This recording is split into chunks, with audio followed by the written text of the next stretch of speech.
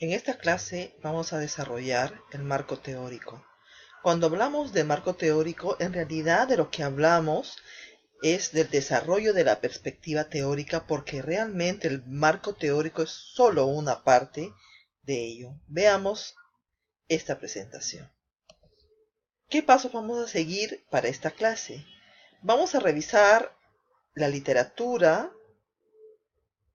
Vamos a detectar la literatura pertinente. Tenemos que obtener la literatura pertinente que ya hemos detectado, consultarla, extraer y recopilar la información de interés que necesitamos para nuestro estudio y finalmente construir el marco teórico. ¿Qué vamos a hacer entonces en esta clase? Conocer las actividades que debemos realizar para revisar la literatura que está relacionada con el problema de investigación. Vamos a trabajar algunas habilidades y competencias para la búsqueda exhaustiva de información científica y revisión de esta literatura para el desarrollo de la perspectiva teórica. Nuestro objetivo es que ustedes estén capacitados para, con base en la revisión de la literatura, puedan construir marcos teóricos o de referencia que contextualicen un problema de investigación y comprender el papel que desempeña la literatura dentro del proceso de investigación. Entonces, ¿qué es lo que tenemos que hacer? ¿Cuáles son los pasos?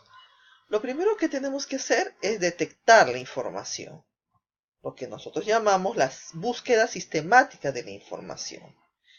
Cuando hablamos de búsqueda sistemática, estamos hablando de hacer una búsqueda de casi el total de la información que existe sobre nuestro tema, y para ello necesitamos elegir palabras claves, descriptores o términos de búsqueda, las cuales deben ser muy distintivas para el problema de estudio y se extraen de la idea o el tema o del planteamiento. Cuando hablamos de descriptores, estamos hablando de palabras que se encuentran dentro de diccionarios controlados. Vamos a hablar un poco sobre las fuentes de información. Existen tres tipos básicos de fuentes de información a partir de las cuales ustedes van a obtener esta. Las fuentes primarias, que son los libros, los artículos de publicaciones, las tesis, que lo que dan es información de primera mano, es decir, recogido por el propio investigador. Las fuentes secundarias son más bien compilaciones, resúmenes y listados de referencias publicadas en un área de conocimiento en particular, que son listados a partir de las fuentes primarias. Y las fuentes terciarias son documentos que compendian nombres y títulos de revistas y otras publicaciones periódicas, así como boletines, conferencias o simposios. Entonces, una vez que hemos detectado la información, tenemos que ver cómo obtenemos esta información. Entonces, ¿cómo obtenemos la información que necesitamos para nuestra investigación? Tenemos que acudir directamente a las fuentes primarias u originales, es decir, a los artículos científicos, a las tesis. También podemos acudir a expertos en el área para que nos orienten cómo podemos detectar esa literatura que nosotros necesitamos y cuáles son las fuentes secundarias a las que podríamos acudir. Podemos acudir también a fuentes terciarias para localizar fuentes secundarias y lugares donde pueden obtener la información. Localizar fuentes primarias de información de manera física en bibliotecas, hemerotecas, videotecas. Y cuando no es siempre posible, es bien interesante escribir, por ejemplo, a una biblioteca de prestigio. En nuestro caso podría ser a la Universidad Nacional Mayor de San Marcos o a la Universidad Cayetano Heredia, o escribir al propio autor del artículo que nos interesa o que hemos conseguido y que nos parece que es lo que nosotros queremos investigar, algo parecido, ¿no? Entonces vamos donde vemos quién es el autor y le podemos hacer un correo electrónico.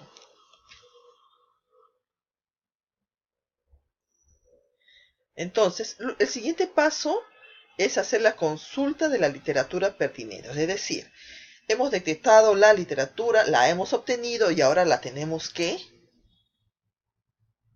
revisar. Entonces, es la consulta de la literatura pertinente para el problema de investigación. Cuando hablamos de pertinente, tenemos que tener en cuenta que tiene que ser no solamente el mismo tema, sino también de preferencia la misma metodología.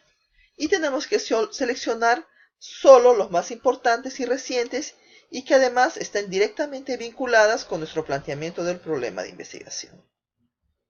Ojo, algo muy importante en la era global del conocimiento es seleccionar las fuentes más serias.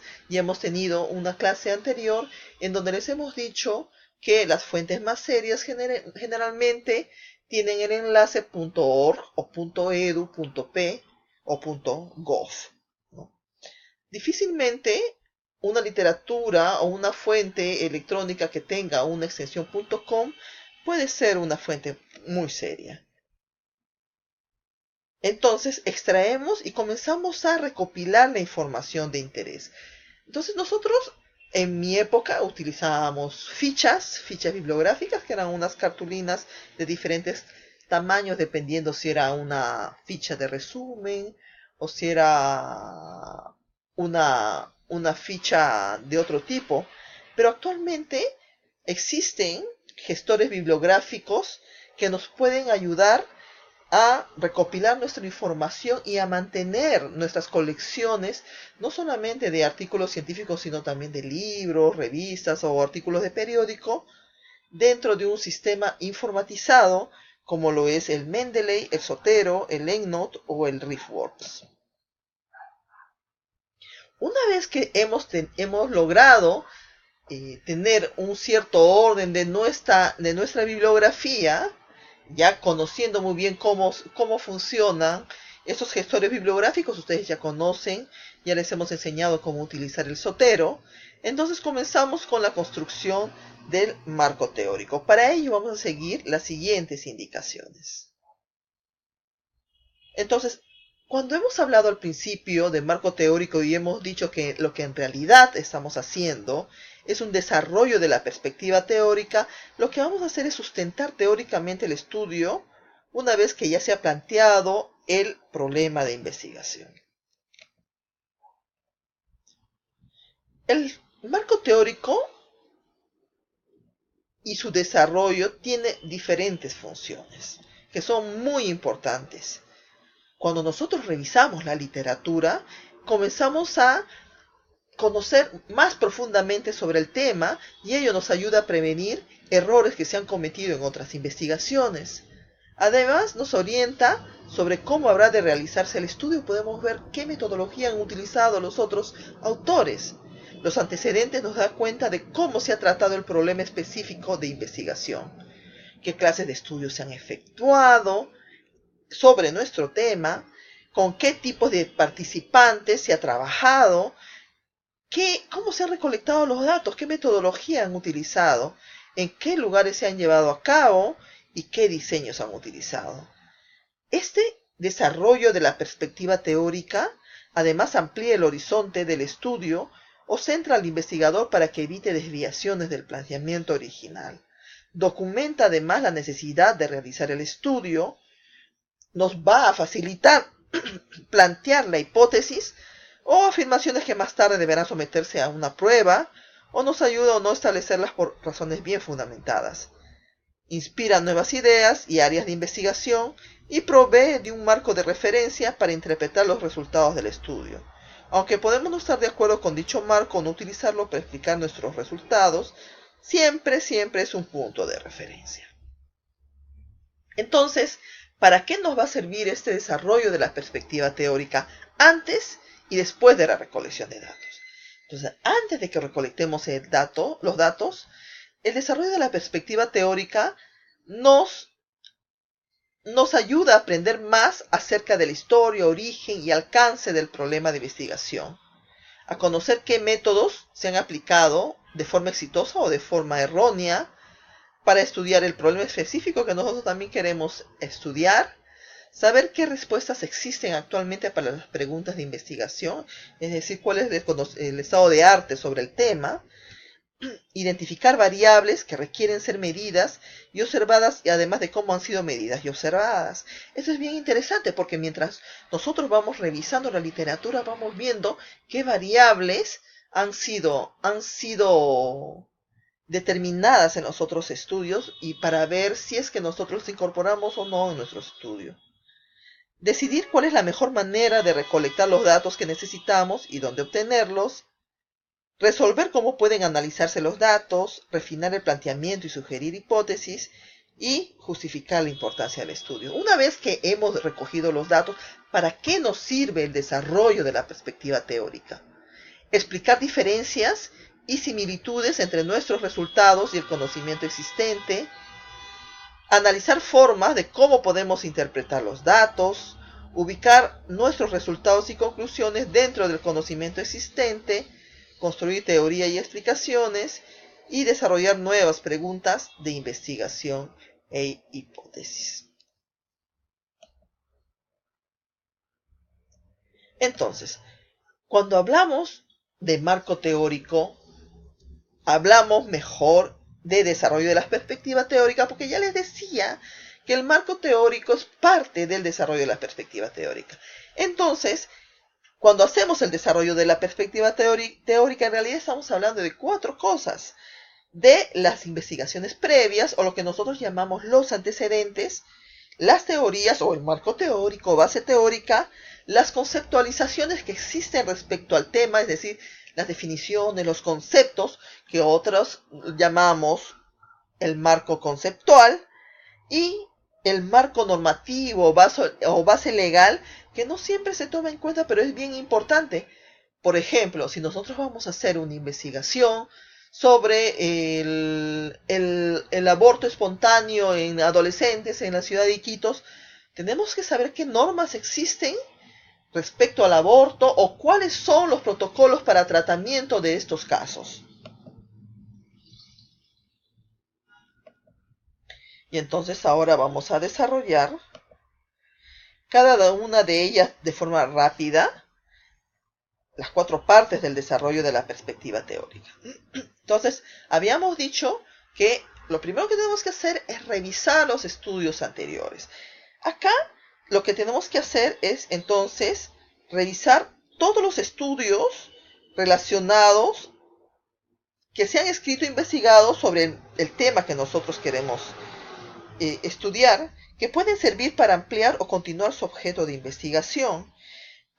Algo que es muy importante en los antecedentes es que sea el mismo tema y, como les decía hace un momento, que tenga que ver también con casi el mismo diseño.